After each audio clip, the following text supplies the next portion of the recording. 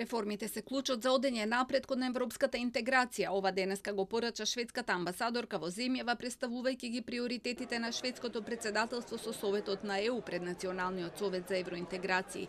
Рече дека ќе бидат посветени да и посакаат добре дојде на Македонија во ЕУ, но обврските мора да се исполнат.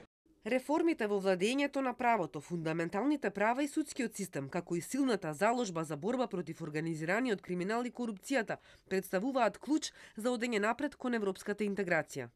Евроамбасадорот Гир нагласи дека ЕУ очекува професионален и независен правосуден сектор и обвинителство ослободени од политички притисок или финансиски поттик на опозицијата и порача дека треба да ги ревидира политиките индиректно, дека изборите треба да бидат редовни во 2024 година.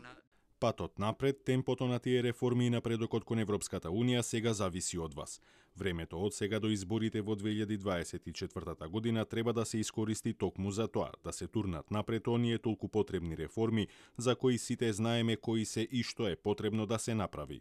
Гир побара и да се изградат заеднички позиции на Уставниот суд, аудиовизуелниот сектор, заменик народниот правобранител и да се донесат серија на закони што се потребни за реформи во овие сектори. Повтори дека уставните измени се суверена одлука на Македонија, но се потребни за да се задржи моментумот во преговорите. Вице-премиерот Маричич пак побара политички консензус за уставни измени.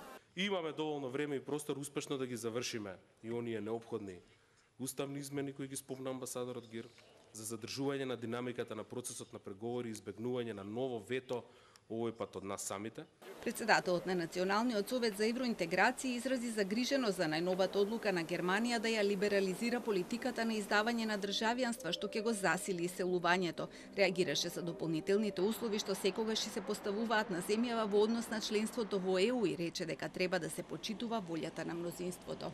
Треба да биде испочитувано и мислењето на мнозинство пред се од македонскиот народ, затоа што прашањата кои што се поврзани со Бугарија го задираат директно делот на самоопределување на македонскиот народ, каде што точно има работи кои што народот едноставно мисли дека не треба да бидат прифатени.